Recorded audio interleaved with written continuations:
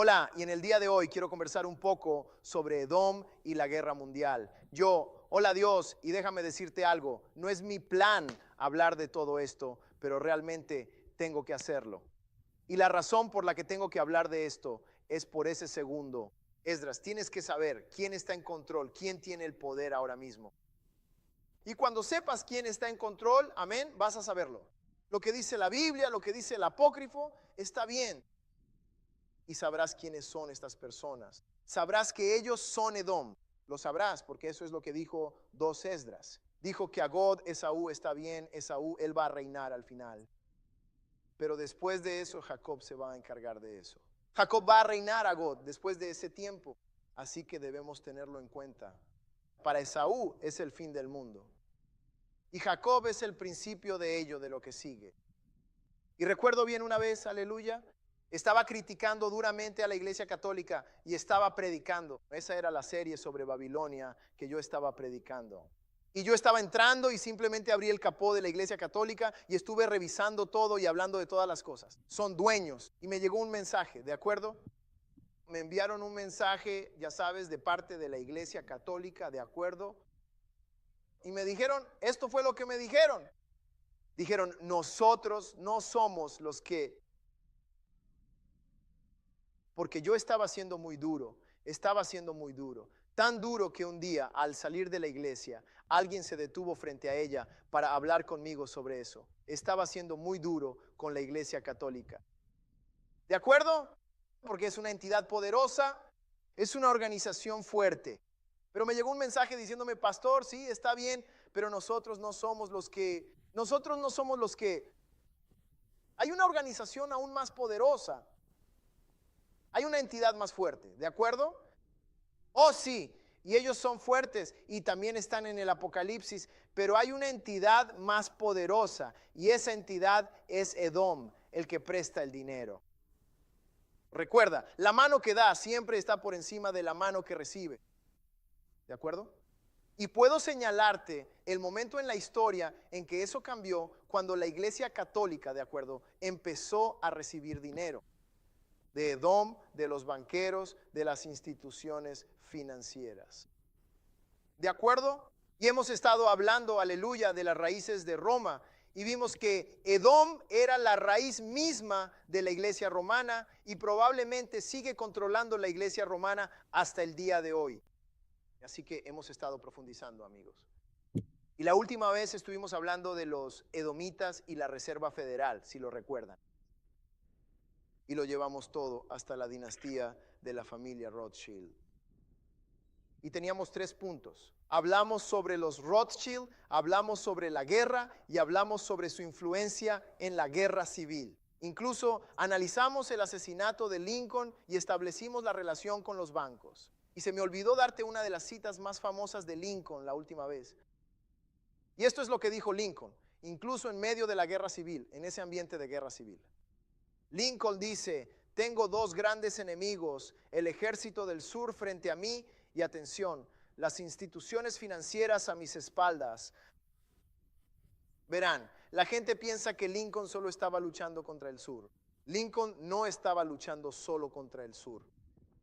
Lincoln estaba luchando contra los banqueros, las instituciones financieras, los Rothschild, los edomitas, Ashkenazis, Házaros, los llamados judíos. Él dice, tengo 2 grandes enemigos, el ejército del sur frente a mí y las instituciones financieras a mis espaldas. De los 2 enemigos que tengo, el que está a mis espaldas es mi mayor adversario. Ahora, me estás diciendo que él tenía a Robert E. Lee, que tenía a Stonewall Jackson y que se fue. Todo el ejército confederado frente a ellos, y donde estaba el ejército confederado no estaba muy lejos de Washington, D.C. Él se encontraba en el estado de Virginia. ¿Y realmente me vas a decir que con el ejército de los estados del sur y el ejército confederado tratando de dividir a los Estados Unidos, tu mayor y más peligroso enemigo de entre esos 2 serían simplemente los bancos, serían las instituciones financieras o serían incluso los Rothschild? Sí, así es. Y ocultan deliberadamente citas históricas como esta que vemos aquí. porque el ganador es quien escribe la historia. Pero lo que no saben es que la verdad tiene su propio camino. No importa cuánto la suprimas, siempre encuentra la manera de salir a la luz.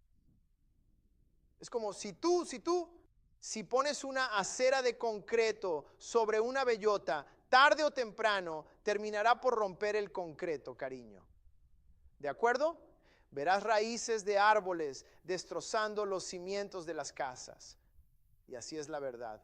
Nunca vas a poder ocultarla por completo porque siempre, inevitablemente, va a terminar saliendo a la superficie. Y estamos en una temporada de verdad ahora mismo. Estamos en una temporada de revelación en este preciso momento. Ya ha terminado finalmente con las mentiras y el engaño. Y necesito que solo escuches y prestes atención a esta historia, porque esta historia es nuestra historia. Y si es nuestra historia, entonces es verdad y es bíblica. Lo que estamos haciendo ahora mismo es profético. Son los últimos días. ¿De acuerdo? No te atrevas a decir engañosamente, él no está enseñando la Biblia. El diablo es un mentiroso. Estoy enseñando la Biblia tal como se aplica hoy en día. Te estoy mostrando quién es Edom. Te estoy mostrando quién es Israel. Y te estoy mostrando lo que está sucediendo. Te estoy mostrando lo que fue, lo que es y lo que ha de venir. Esto es lo que estamos haciendo. Esto es lo que estamos haciendo. Así que no te dejes engañar. No te dejes engañar. ¿De acuerdo? El mayor engaño es tomar la Biblia y enseñarla de una manera tan abstracta que no tenga ninguna aplicación a la vida actual que vivimos. Y cuando no la enseñas con aplicación, perdemos generaciones. Los jóvenes dicen, esto no aplica a mi vida. Esto no me dice lo que está pasando hoy. Esto no me muestra que Dios sigue estando en medio de lo que está ocurriendo. Por eso la iglesia no puede pasar la antorcha, porque no pueden aplicar la verdad de Dios al statu quo, ¿sabes? Y esto es lo que está pasando. Esta mañana vamos a hablar sobre la Primera Guerra Mundial y la conexión edomita. Y es muy, muy relevante para lo que está ocurriendo. Y creo que Jesús estaba hablando de esto en Mateo 24, comenzando en el versículo 4. Al hablar sobre el último día, las Sagradas Escrituras dicen, y el Señor Jesús les respondió y les dijo, mirad que nadie os engañe, porque el engaño en los últimos días se va a volver cada vez más fuerte. Ves a los hombres malvados empeorando cada vez más, engañando y siendo engañados. Eso es lo que dijo Pablo, ¿sabes? Pablo advirtió que Dios los entregará a un espíritu de engaño para que crean finalmente en una mentira. Los últimos días son una era de engaño, ministro, y no podía entenderlo, ¿sabe? Porque cuando estaba en este mundo creía ver lo mismo que usted. Yo era salvo, pero no estaba despierto. Y eso es lo que esta iglesia busca. No solo queremos que seas salvo, eso es lo primero, eso es lo más importante, pero queremos que estés despierto. Queremos que tus ojos estén bien abiertos porque estamos viviendo en una era de engaño. Y Jesús dijo, el engaño es tan fuerte, dijo, que los mismos elegidos serían engañados si Él no acortara el tiempo. ¿Recuerdas cuando Él dijo eso? Es una era de engaño. ¿Ves? Y eso es lo que está pasando. Vivimos en un mundo ahora mismo donde piensan que arriba es abajo y abajo es arriba. Piensan que lo negro es blanco y lo blanco es negro. Piensan que Edom es Israel. Israel se los está comiendo.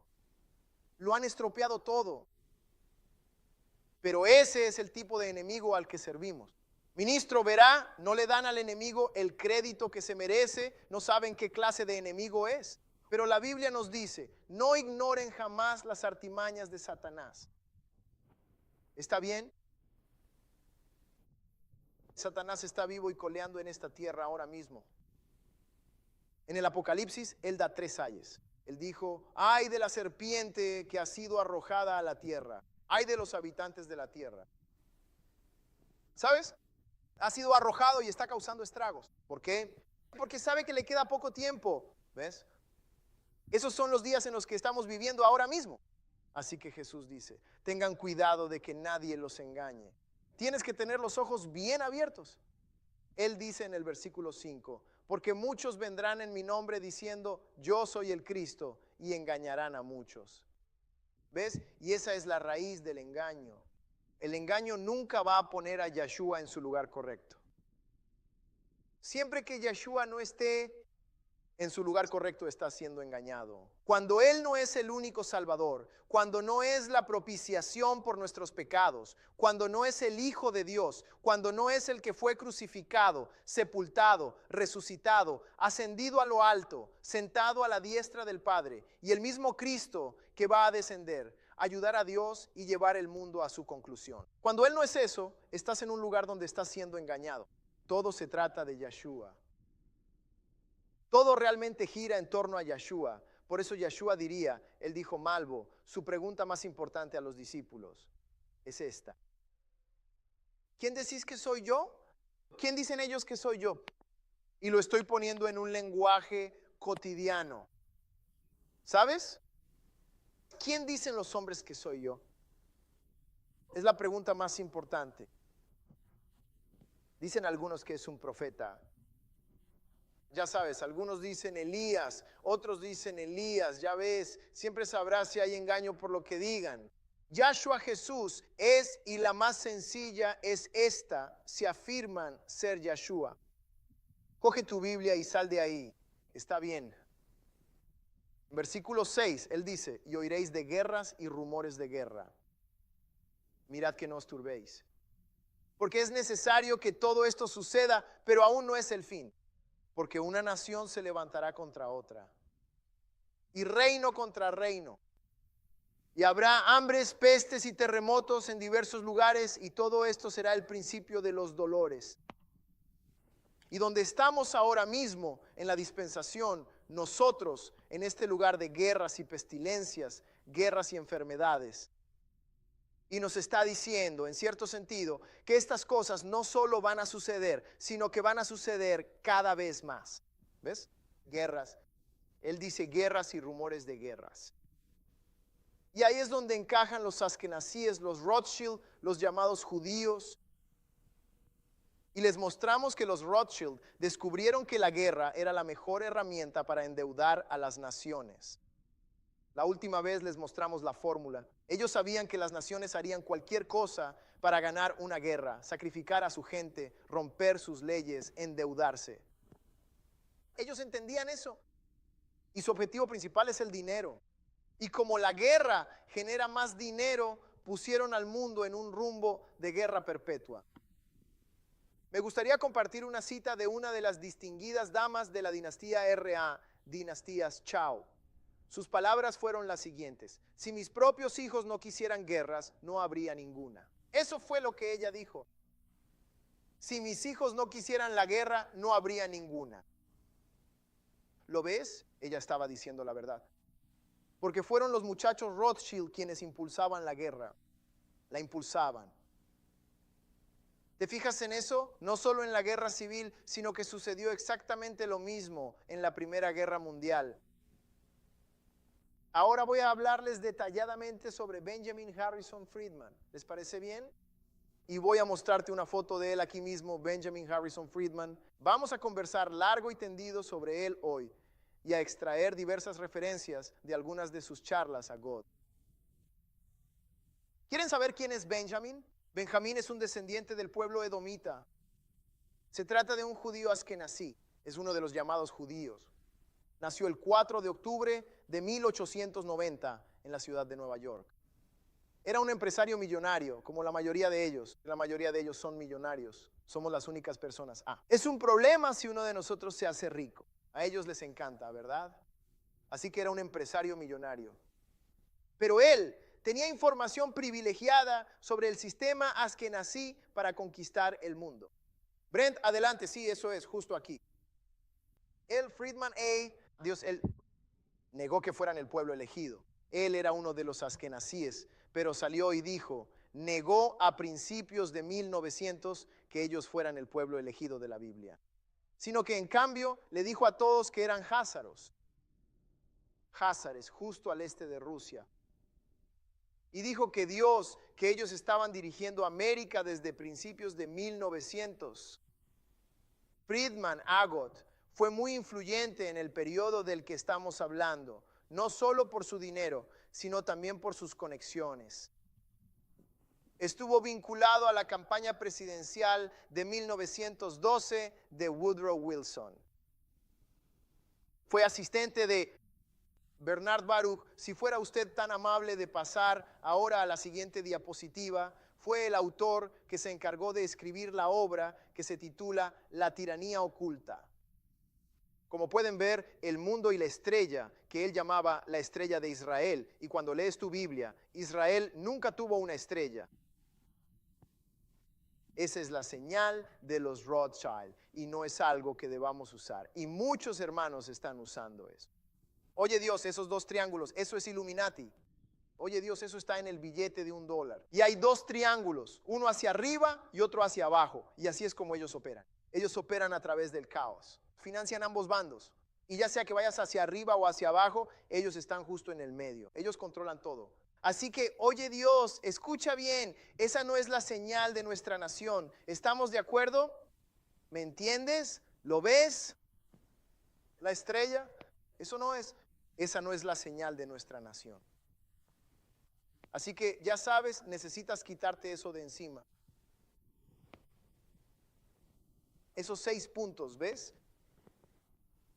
Bueno, de todos modos, Friedman estuvo presente en esas campañas y reuniones presidenciales. Él estaba regularmente en presencia de los grandes influyentes de esa época. Su hombre, Bernard Baruch, fue asesor del presidente Woodrow Wilson, Franklin Roosevelt, Joseph Kennedy, JFK y muchos más. Puedes pasar a la siguiente diapositiva. Y ese es Baruch, justo ahí. Él estaba en la Junta de Industrias de Guerra. Con esa persona estaba muy asociado Friedman. Este tipo era un pez gordo de Wall Street. Puedes buscar su nombre y verás que hizo dinero a manos llenas. Y él controlaba qué productos se fabricaban en las fábricas de EU fábricas. Este tipo era importante y Friedman era su mano derecha. Puedes seguir avanzando. Ese es Baruch en la portada de la revista Time.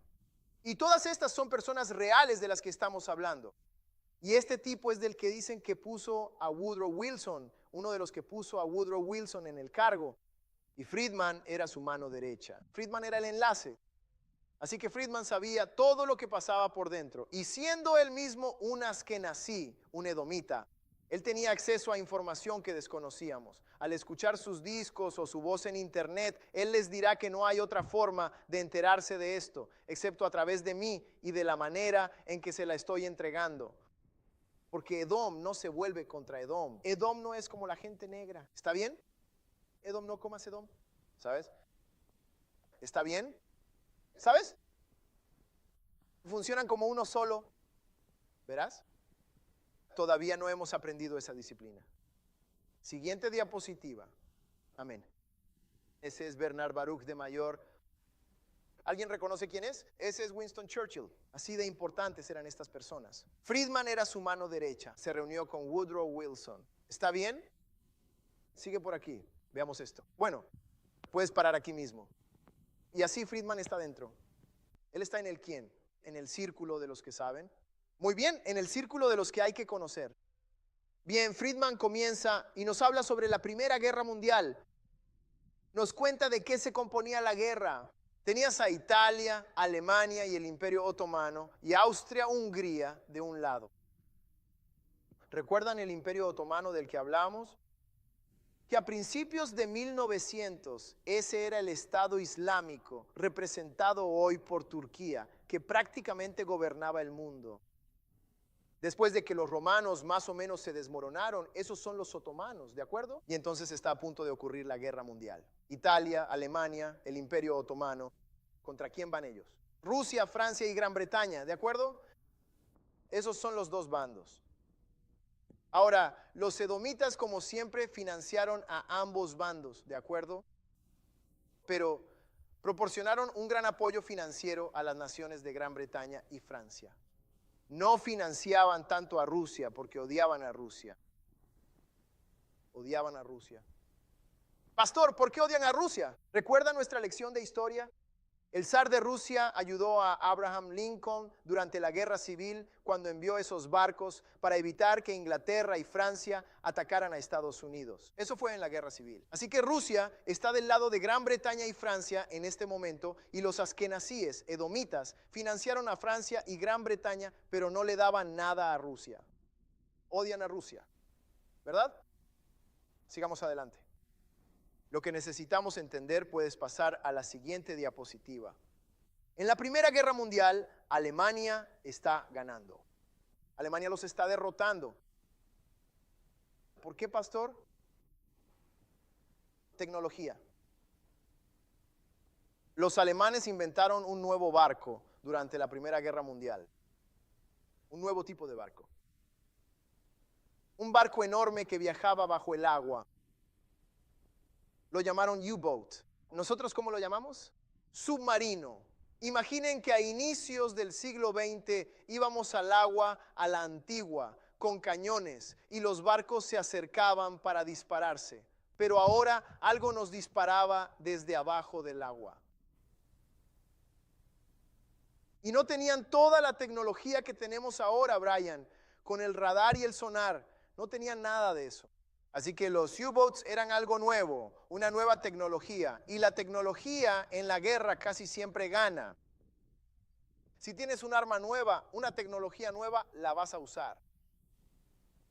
Y los alemanes eran increíbles en cuanto a industria, en cuanto a lo que fabrican.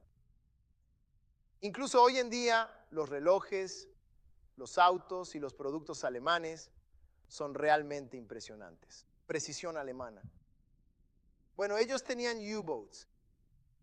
Estaban hundiendo los barcos de Gran Bretaña, de Francia, incluso llegaron a Rusia, los estaban destrozando. Alemania estaba ganando y Gran Bretaña no podía recibir alimentos. Se estaban muriendo de hambre. Francia estaba en caos. Rusia no lo estaba haciendo nada bien.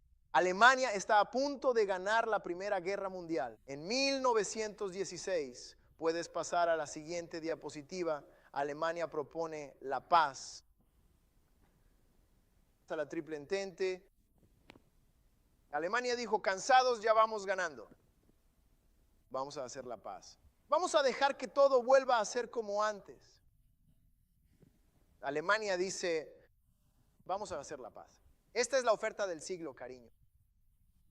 Yo voy a la guerra con otra nación. Me están derrotando. La victoria para ellos es segura. Pueden venir y tomar mi país. Pero todo lo que quieren es hacer la paz, dejar de pelear. Así que Gran Bretaña dice, lo vamos a aceptar. Vamos a tomarlo. Pero adivinen quién intervino. El Rajá, Edom. No solo fue el inicio de la Primera Guerra Mundial, sino que además la van a mantener en marcha aquí mismo. Pase a la siguiente diapositiva, por favor. Exacto, existe la Declaración Balfour. Este es un documento histórico, eso es cierto. Lo que te estoy diciendo es verdad. Y lo que les estoy contando es historia. Les cuento una verdad que ha estado oculta desde la perspectiva de los hombres, para que no veamos a Marcus, quien tiene el control real. Este documento de aquí nos cuenta todo sobre la Primera Guerra Mundial. Fíjense bien, los Rothschild y Edom fueron a Gran Bretaña cuando estaban a punto de rendirse y les dijeron claramente, no se rindan todavía. Todavía pueden ganar la Primera Guerra Mundial. Les dijeron, ¿están locos? Tienen sus tropas por todas partes. Ni siquiera sabemos dónde están. Estamos a una semana de morirnos de hambre. Toda nuestra nación. ¿Cómo demonios vamos a ganar? No hay manera de que podamos ganar. Cómanlos. Los llamados judíos, miren lo que les dicen. ¿Y si logramos que Estados Unidos se involucre en la guerra? Estados Unidos es una nación joven. Hay tantos jóvenes allá afuera y tienen algunos buenos luchadores. ¿Y si logramos que Estados Unidos se involucre? Gran Bretaña dijo, no hay manera de que puedan involucrarlos. Recordar, ¿A quién presta sus servicios el prestatario? El prestamista. En ese momento consiguieron yo les pregunto, ¿a quién le están haciendo esto? ¿A quién consideramos como público, como pueblo estadounidense, la personificación del mal? ¿Y qué hay del líder de Corea del Norte? Y lo vemos, somos, oh, Hitler, oh.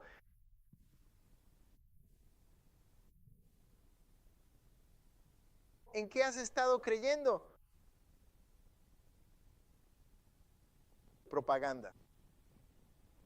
Propaganda. Ilusión de elección. 1,500 periódicos, 1,100 revistas, 9,000 emisoras de radio, 1,500 canales de televisión y 2,400 editoriales. Propiedad de solo 6 corporaciones. Está saliendo de una sola boca, hombre. Un hombre está sentado allí decidiendo cómo van a funcionar todos los periódicos y todos los medios de comunicación.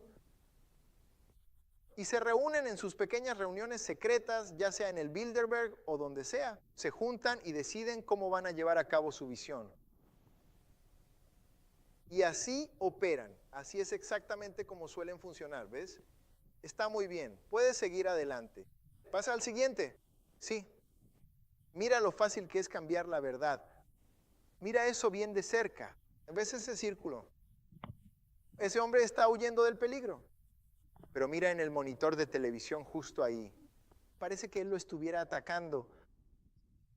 La televisión puede hacer que una persona inocente que huye del peligro, haz que parezca que tú eres el agresor, a punto de causar, ya sabes a lo que me refiero, una maldad profunda y un peligro real a otra persona. ¿Ves? Eso es lo que es la televisión, amigo. Eso es la televisión, ¿sabes? Y eso es tener el verdadero poder. Eso es poder. Pero como bien sabes, el libro sagrado de la Biblia dice en el Apocalipsis que la última bestia sería una entidad misteriosa y profética con el poder de animar y otorgar aliento vital a las imágenes. Y hacer que las cosas sucedan ante los propios ojos de los hombres. Verás, van a tener el poder de hacer que el fuego caiga del cielo ante los ojos de los hombres. La televisión, la propaganda y todo para engañar a las naciones de todo el mundo a través de estas imágenes.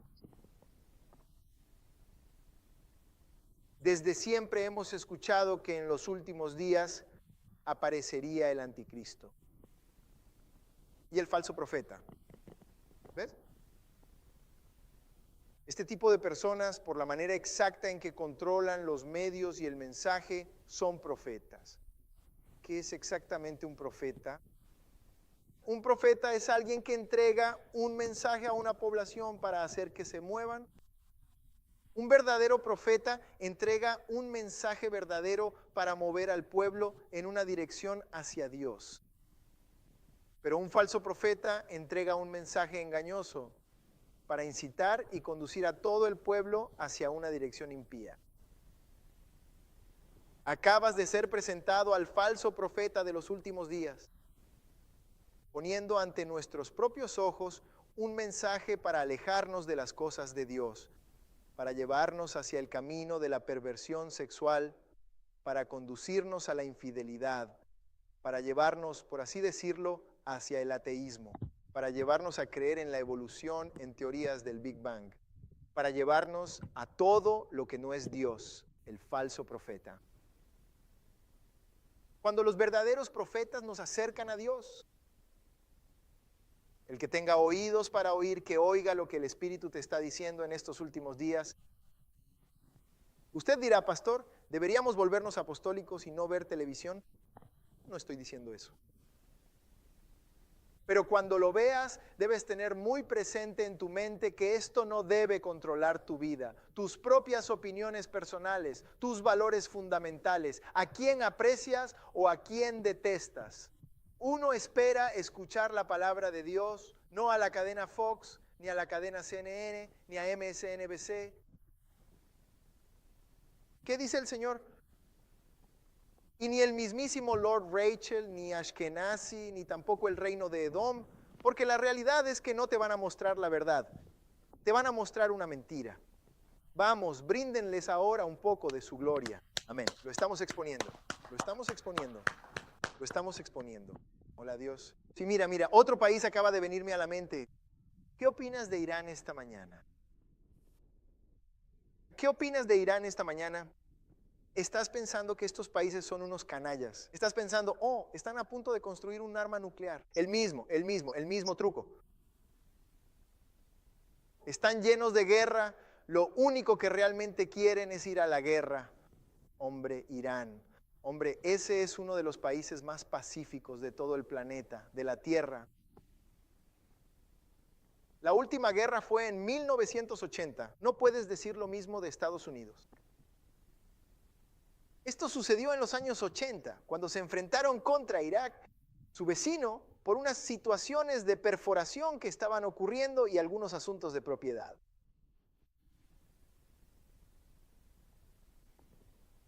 ¿Propaganda? Mira una de las mayores acciones que hicieron para involucrar a Estados Unidos en la guerra. Lusitania está bien, Lusitania está bien.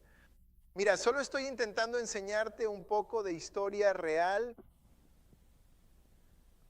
cómo controlan y moldean la dinámica de la tierra en la que vivimos ahora mismo. El Lusitania era un famoso transatlántico británico, algo así como un crucero, que viajaba regularmente desde América hasta Europa. Este fue uno de los más rápidos que se construyeron y podía cruzar el Atlántico en tiempo récord, a una velocidad récord, ya sabes. Pero las autoridades alemanas dicen que este gran buque británico, el Delhi, transportaba y traficaba armas. Estaban traficando armas. Y los alemanes tenían la guerra ganada, ¿verdad? Dicen que con submarinos alemanes se impediría la entrada de los buques británicos. No vas a traer comida, no vas a traer armas. Vamos a dejaros morir de hambre hasta que consigáis la paz. Bueno, están usando este transatlántico, este crucero con gente a bordo para traer armas, municiones. ¿De acuerdo? Mira esto. Por lo tanto, nadie quería creerle a Alemania. Y Alemania sabía que era una trampa porque los askenazíes estaban tratando de meter a Estados Unidos en la guerra. ¿Sabes lo que hizo Alemania? Empezaron a publicar anuncios en periódicos estadounidenses. Todavía tenemos el anuncio hasta el día de hoy. Y empezaron a advertir a los estadounidenses, no se suban a esos barcos británicos. Tenemos una guerra con Gran Bretaña en curso, o están contrabandeando estas armas. No se suban a esos barcos. Están navegando por estas aguas de guerra. No se suban a esos barcos. Si se suben a esos barcos, al final dicen, lo harán bajo su propio riesgo. Así que están haciendo eso. Puedes ver la fecha en el anuncio, abril, ¿ves? Ahora, los periódicos que eran propiedad de los edomitas, como el New York Times y el Washington Post, se negaron a publicar los anuncios alemanes. Hay que ver lo que está pasando. Están a punto de meter a Estados Unidos en esta guerra, pero necesitan un evento de bandera falsa. Necesitan un evento porque están preparando al pueblo para la guerra con toda esta propaganda, pero necesitan un evento, un solo evento, uno que enfurezca a la gente y los haga exigir la guerra, cuando en realidad ni siquiera deberían estar en guerra. Todo esto te empieza a sonar ya totalmente familiar. Así que el Lusitania emprende su viaje desde el puerto de Liverpool con destino a América y recoge a un numeroso grupo de personas. No recuerdo el número exacto, pero eran como 100, 150, 100, no, volvamos al Lusitania. Llevaron a bordo a unos 150 estadounidenses, algo así, son cientos. Y entonces los estadounidenses suben al barco, ¿de acuerdo? Así que son dueños de Lusitania y de 195 estadounidenses. Lo tengo anotado, gracias a Dios. Así que aprovechan eso, ¿de acuerdo? y para Joseph Kenworth. En su libro, Libertad de los Mares, tiene un libro, Libertad de los Mares, eso es todo. Dijo que el Lusitania fue enviado a la zona donde sabían que estaban los submarinos alemanes. Lo enviaron a esa misma área donde estaban los submarinos alemanes y redujeron su velocidad de forma drástica. Los pusieron donde estaban los submarinos y redujeron la velocidad. ¿De acuerdo? Mira esto. Y esta criatura de Jekyll Island, página 254, mira lo que dice aquí. Estoy hablando de pruebas. ¿De acuerdo? ¿Cómo metieron a Estados Unidos en la Primera Guerra Mundial? 254, ¿está bien? Entonces nos comenta, pues todo está correcto, fíjate bien en esto.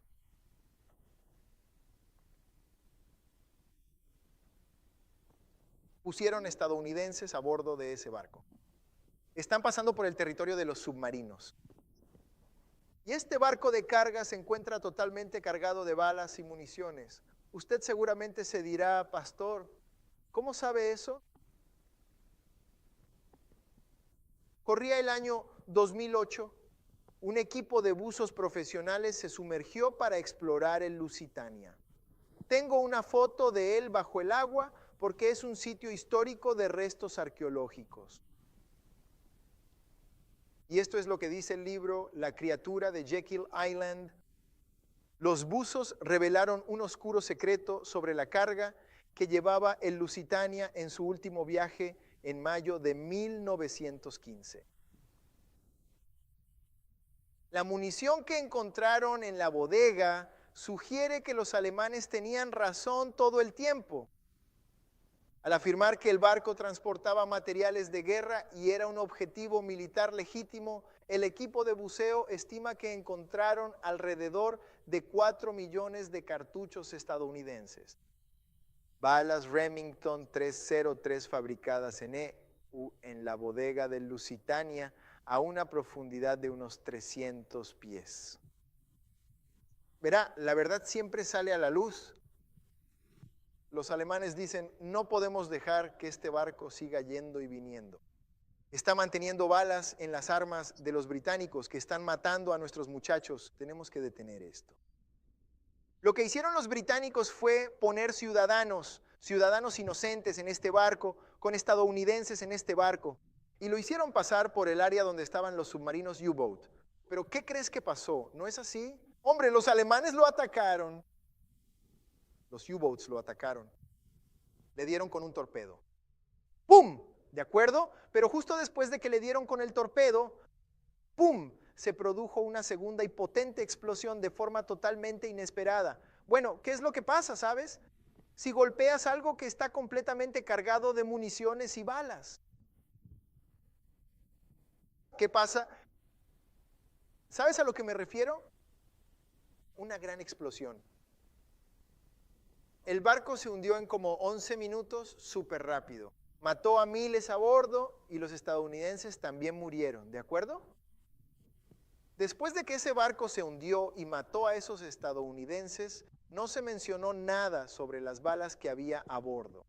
No nos enteramos de eso hasta 2008. Eso es lo que hace la propaganda. Eso es lo que hacen las mentiras. Eso mismo es lo que logra la televisión. ¿Te das cuenta? Para cuando descubres la verdad ya es demasiado tarde.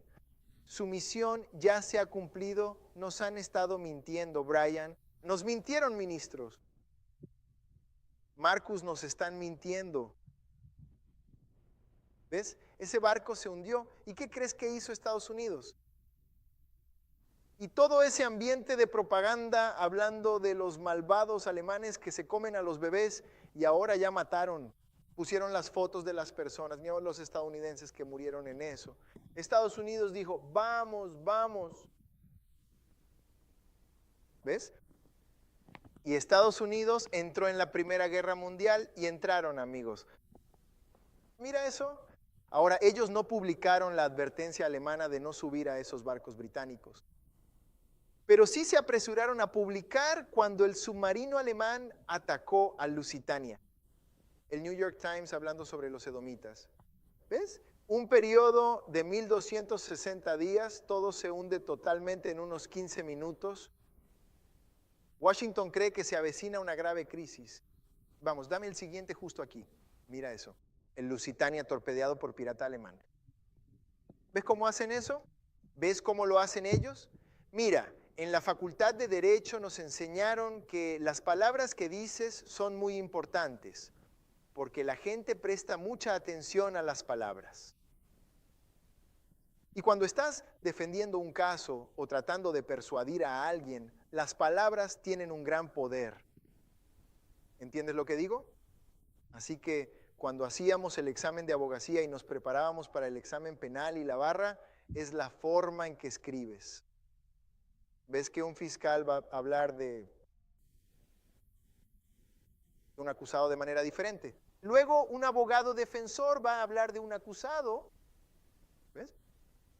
Si estoy defendiendo a alguien, voy a subir ahí y voy a hablar de esa persona en términos de un uso diferente de las palabras.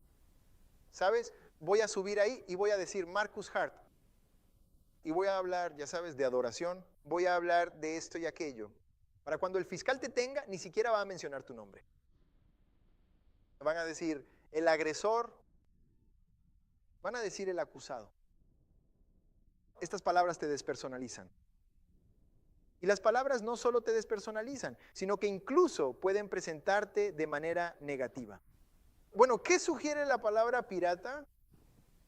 Llaman piratas a los alemanes. No están robando ni saqueando. Es una guerra lo que ocurre. ¿Ves? Y puedes notar de qué lado están estos periódicos. Por las palabras, ya sabes, por las palabras, y aquellos de nosotros que tenemos habilidad para discernir, puedes escuchar las cosas y percibir hacia dónde el hablante o el escritor intenta llevarte. Y cuando puedes discernirlo, tienes la opción de decidir.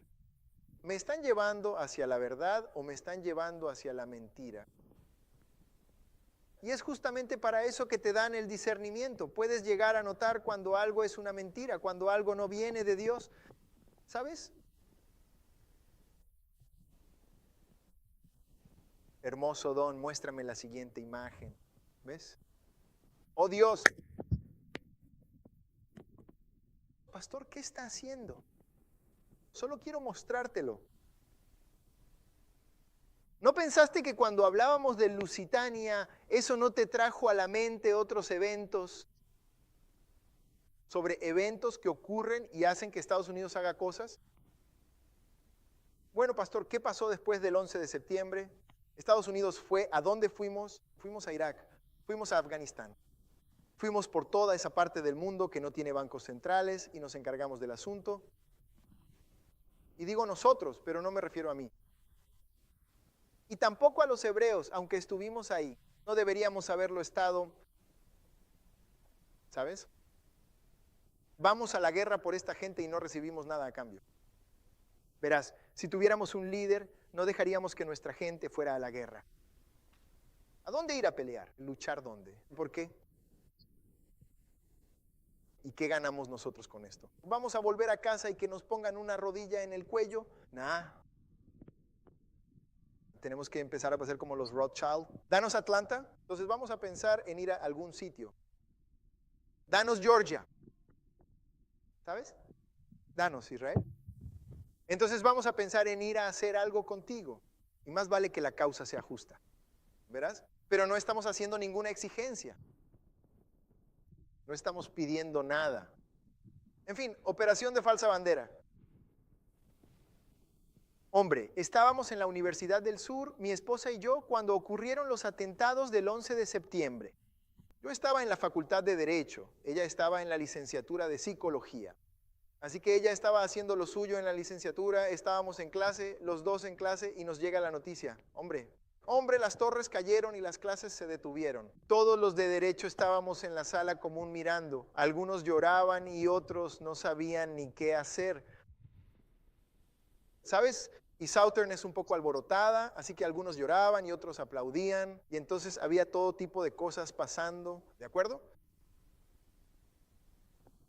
Pero cuando América vio esto, Se fue a la guerra, cariño. Se fue a la guerra. E hizo lo que fuera. Edom quería que hiciéramos lo que fuera en cualquier país al que Edom quisiera que fuéramos. Algunas de las personas no tenían nada que ver con esto. De hecho, como descubrimos, las personas que supuestamente iban en los aviones tenían vínculos saudíes. Y entramos en todos los países y entramos en guerra con todos ellos, excepto con Arabia Saudita. ¿Verás? Pero mira esto. Y el tiempo comenzó a transcurrir. Uno empieza a preguntarse, ¿eso fue lo que realmente sucedió? De la misma forma que en Lusitania, ¿sabes a qué me refiero? ¿Eso fue lo que realmente sucedió? ¿Realmente podría un avión comercial derribar un edificio de ese tamaño? Bueno, estaba lleno de combustible para aviones. ¿Tienes otra diapositiva para mí? El combustible para aviones arde a un cierto grado o a una cierta temperatura. ¿Está bien? Además, la temperatura a la que arde el combustible de avión no basta para derretir las estructuras de acero de estos edificios colosales. ¿Os acordáis de la bomba que acaba de estallar en Beirut? Mira ese edificio que sigue en pie. ¿Llegaste a ver las impactantes imágenes de la terrible bomba que explotó en Beirut? Se veía exactamente como una inmensa nube en forma de hongo. ¡Bum! Estoy hablando de ello. Pero mira ese edificio. Todavía está ahí. Y sin embargo, hay mucha gente que quiere que creamos eso. Dicen que un solo avión comercial golpeó directamente el World Trade Center y que eso fue lo que terminó por derribar por completo esos edificios. Bueno, 2 aviones y no los derribaron. Solo los centros no, pero los edificios alrededor. Y no se cayó así, no. Parecía una demolición. ¿Sabes cómo en la televisión los edificios caen después de demolerlos? Y luego cuando vuelves y observas las estructuras de acero, presentan cortes.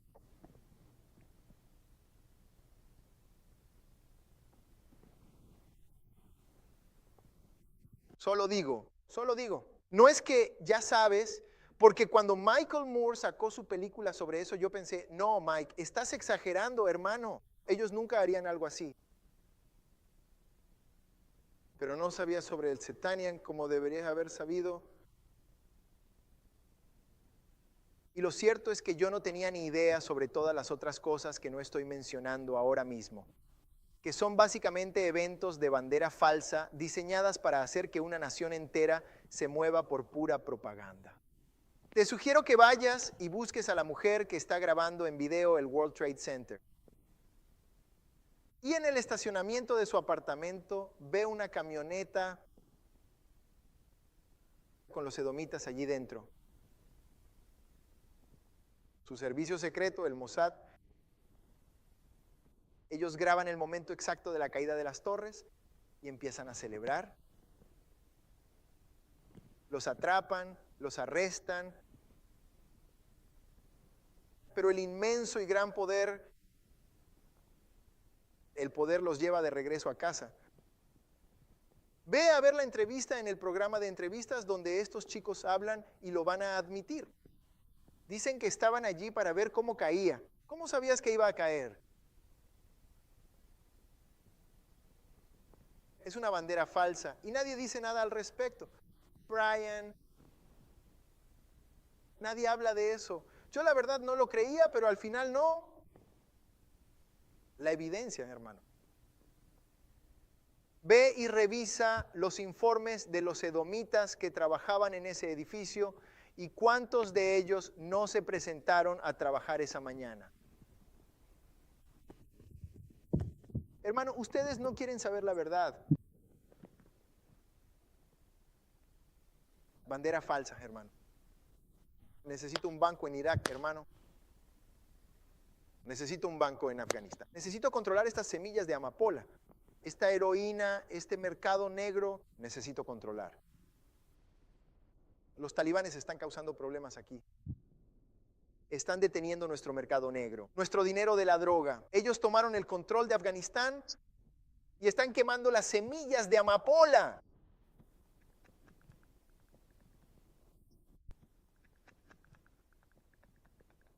Y el turbio mercado negro en la dark web está arruinando el valor de nuestro dinero.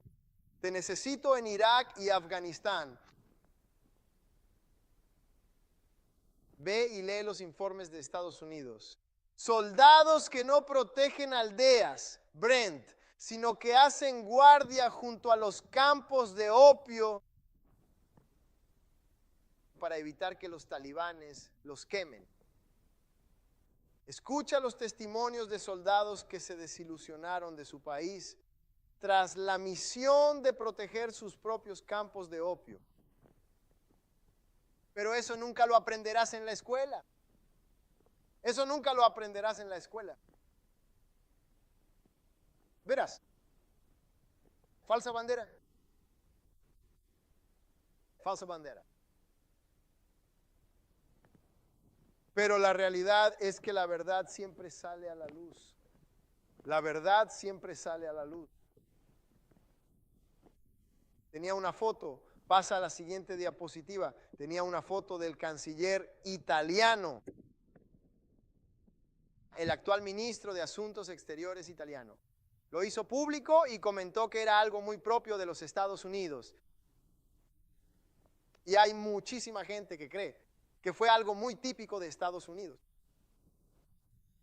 Si recuerdan, las víctimas del 11S incluso intentaron demandar a Arabia Saudita y Arabia Saudita no estaba contenta con Estados Unidos por permitir que estas demandas continuaran. Y sentí que Arabia Saudita estaba a punto de revelar quiénes estuvieron realmente involucrados en este evento particular del 11 de septiembre.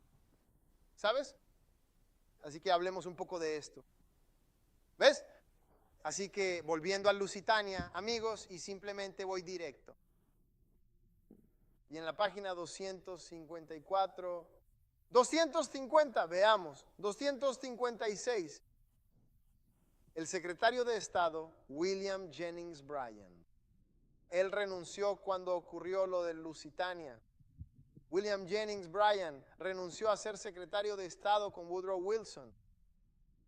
Y esto es exactamente lo que dijo. Dijo que Alemania tiene derecho a impedir que contrabando, armas ilegales y otros materiales similares lleguen a los aliados.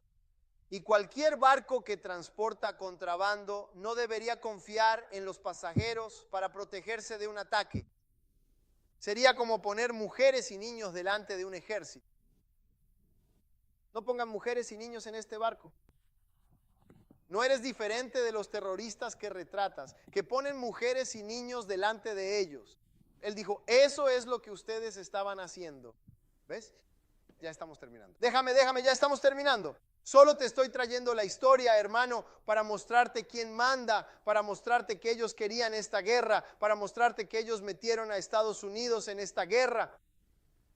¿Y cuántos soldados perdió Estados Unidos en esta guerra?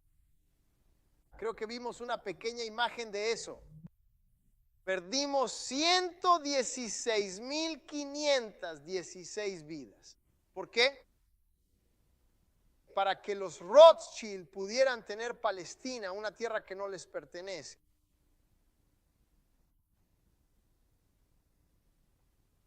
Cuando Estados Unidos entró en la guerra perdimos 116,000, pero cambiamos el rumbo y logramos que los aliados ganaran la guerra. Aplastamos a Alemania. 2 millones de jóvenes estadounidenses inundando esos campos de batalla simplemente aplastaron a Alemania, demasiados. En 1919 se convocó una conferencia de paz en París, ¿ves? Y así convocaron esta conferencia de paz. Y adivina quién estuvo en la conferencia de paz. Cientos de askenazíes. Ellos estaban allí. Y sí ayudaron. Diseñaron los términos de paz para Alemania. Los términos fueron duros.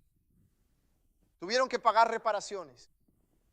Alemania sufrió pérdidas territoriales. Tuvieron que desmilitarizarse. Y fueron condiciones difíciles. Y los edomitas, ellos obtuvieron Palestina. Y en ese momento, ministro, los alemanes se dieron cuenta de que habían sido engañados. Se dieron cuenta de que los habían engañado. Se dieron cuenta de que habrían ganado la guerra si Estados Unidos no se hubiera involucrado en la guerra. Y se dieron cuenta de quién metió a Estados Unidos en la guerra. Fueron los edomitas. Porque en la conferencia de paz de Versalles, los edomitas llegaron con el acuerdo Balfour y dijeron, dennos Palestina. Y Alemania dijo,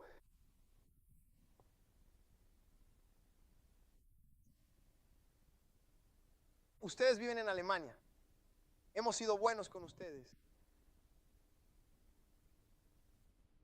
Ustedes tienen capellanes y soldados de nuestro lado, que son askenazíes, hemos sido buenos con ustedes. Y ustedes nos traicionaron por los británicos, por un terreno, por 30 piezas de plata. Cómelos. ¿Sigues interpretando a Judas? Eso fue lo que dijeron. ¿Sigues interpretando a Judas?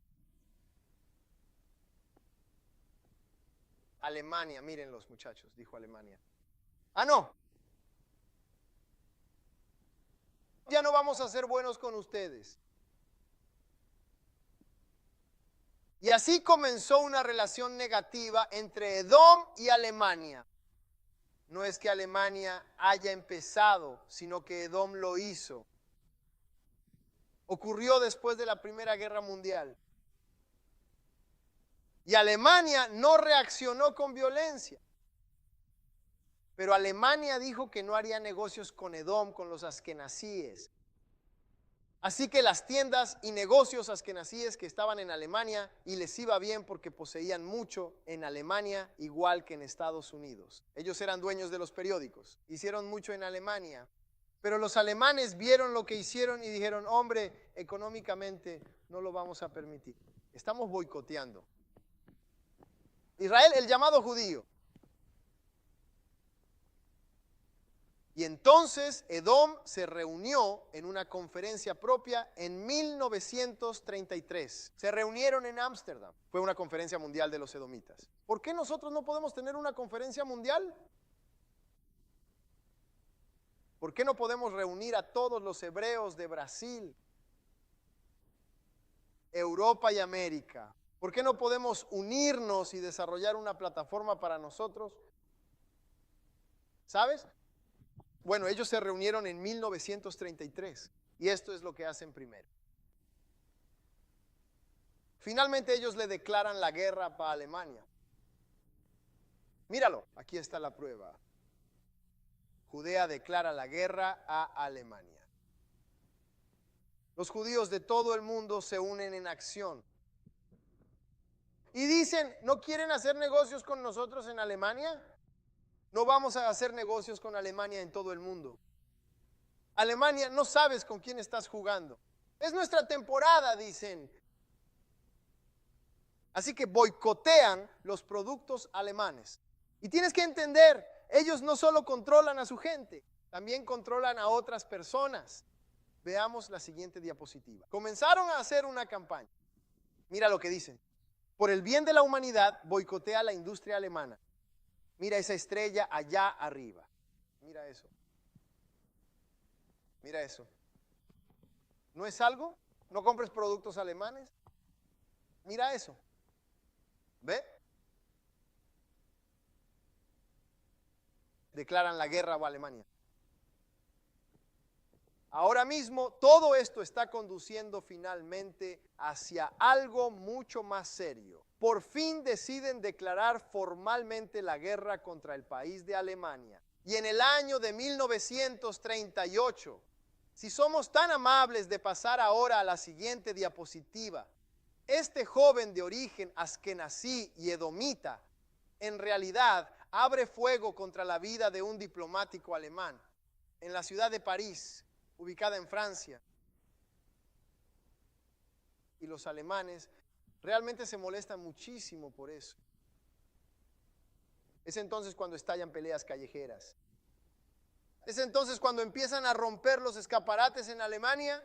Eso comenzó a suceder cuando se derramó esa sangre. Y cuando se derrama esa sangre, surge un nuevo líder en Alemania. Un líder que le recuerda a toda Alemania lo que Edom le hizo a su nación. Ellos los traicionaron. Cuando Alemania fue quien los acogió, cuando ningún otro país los aceptaba, Alemania los recibió cuando huían de la persecución rusa. Alemania los acogió. Hasta el día de hoy, la mayoría de sus nombres son alemanes. Ahí es donde comenzó Rothschild, en Frankfurt, Alemania. Y ese líder, Adolf, le recordó a Alemania: miren lo que esta gente les hizo. Miren las reparaciones que tienen que pagar. Y miren las dificultades por las que los están haciendo pasar. Y ese líder dijo: únanse a mí, Alemania, y vamos a construir algo.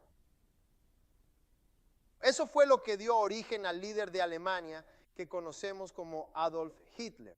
Pueden verlo ahora. Fue por la supuesta traición de los askenazíes a Alemania, las extremadamente duras medidas de la posguerra y las reparaciones que Alemania se vio obligada a pagar finalmente. ¿Ven? Todo se hizo para que pudieran obtener una tierra que no les pertenecía. Y fue entonces cuando Hitler ascendió al poder. Y solo quiero preguntarles esto antes de irnos, y supongo que el equipo de alabanza puede pasar. ¿Qué saben ustedes sobre Hitler? ¿Alguna vez han leído su libro? Como ya saben, el libro que escribió es Mein Kampf. ¿Saben lo que significa eso? Significa la lucha. Nosotros también tenemos un dicho: la lucha es real. Pregunto si la propaganda ya nos han hecho pensar en quién es este hombre. A menudo me pregunto lo siguiente: recuerden, quienes serán recordados con una gran benevolencia en la historia serán aquellos que fueron amigos de los llamados judíos y no sus enemigos. Pensar. Usa tu mente. La búsqueda incansable de la verdad absoluta.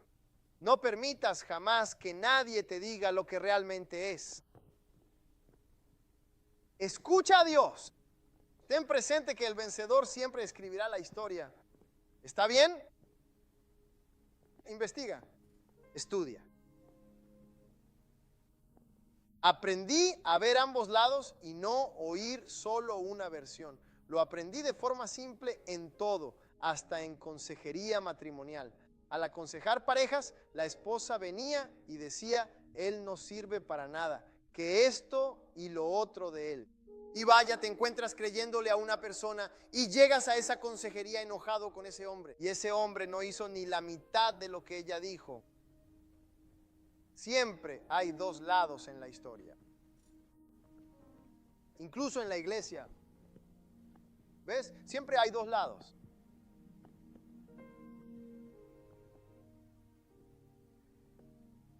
¿Has escuchado ambos lados de la historia?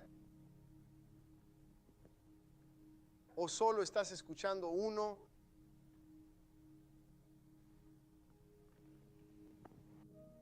Vamos a orar. Y pronto nos vamos a ir de aquí. Quizás llegue el día en que digan algo sobre el pastor Omar al traerte la verdad. ¿Qué vas a recordar de mí?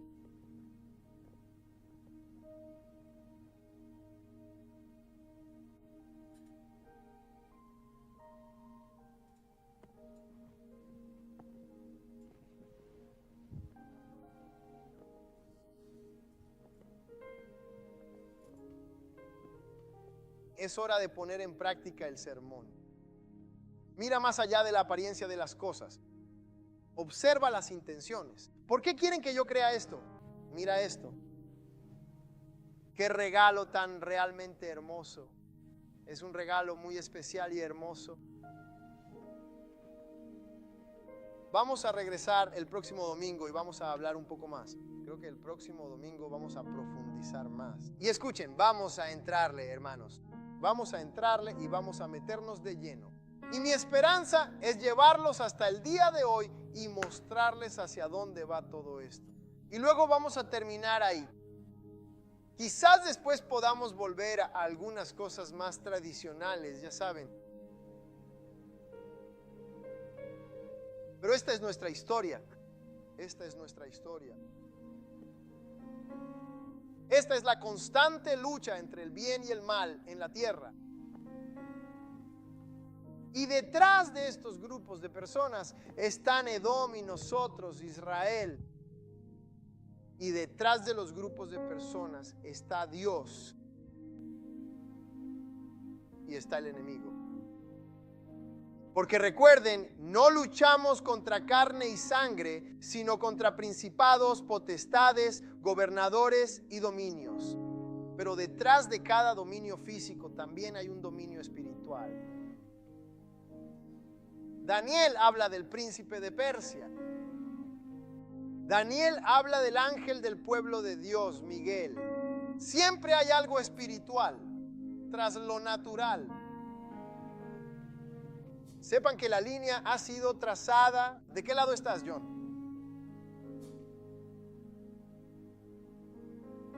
Te presento la batalla, la eterna batalla entre el bien y el mal. ¿De qué lado te vas a posicionar tú? Voy a orar y quiero que diga su nombre, Yeshua. Jesús, llámelo Jesús. Pero sepa de quién está hablando. Estamos hablando de la persona que murió por nuestros pecados, fue sepultada en la tumba y resucitó al tercer día. Así que, sea cual sea tu idioma, llámalo, simplemente llámalo. Llámalo Yeshua. Llámalo Jesús. Llámalo Jesús, pero llámalo. Oye, Dios, vamos a orar. Tú di su nombre. Tú di su nombre. Él va a perdonarte tus pecados. Si tus pecados son rojos como carmesí, serán lavados y quedarán blancos como la nieve. Él abrirá tus ojos para que puedas ver la matriz real en la que vivimos. Lo que te estoy dando ahora es el Evangelio. Esta es la píldora roja, ¿verdad? Esta es la píldora roja. Has estado creyendo una mentira, pero Yeshua abre tus ojos. Él los está abriendo porque va a regresar. Él va a regresar. Él va a regresar. Y todo este engaño será revelado. Pero tienes que decir el nombre. Tienes que gritar el nombre. Tienes que susurrar el nombre. Él mismo dice: quien quiera que invoque el nombre del Señor. No el señor Rothschild, no el más pequeño. L mayúscula, O mayúscula, R mayúscula, D mayúscula. Quien quiera que invoque el nombre del Señor será salvo.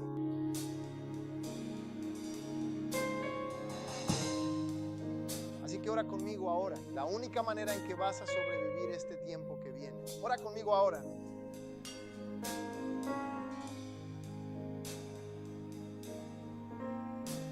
Vas a invocar su nombre conmigo ahora. Di Yeshua. Jesús, reconozco que he pecado y me he quedado corto de tu inmensa gloria.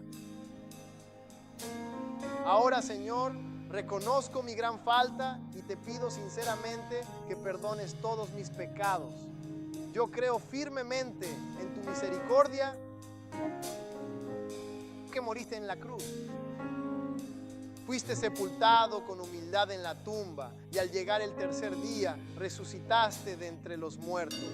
Ahora, Señor, sálvame a mí, que soy un pecador, y abre mis ojos a tu verdad. Ayúdame a ver el campo de batalla, las líneas de batalla. Ayúdame a ver de qué lado estás y hagas lo que hagas en esta temporada. No lo hagas sin mí. Te invoco. Jesús, te invoco. Oh Dios, sálvame ahora. Abre mis ojos a la luz de la verdad eterna y úsame con poder en estos últimos días de la historia para tu mayor gloria. En el nombre de Jesús. Amén.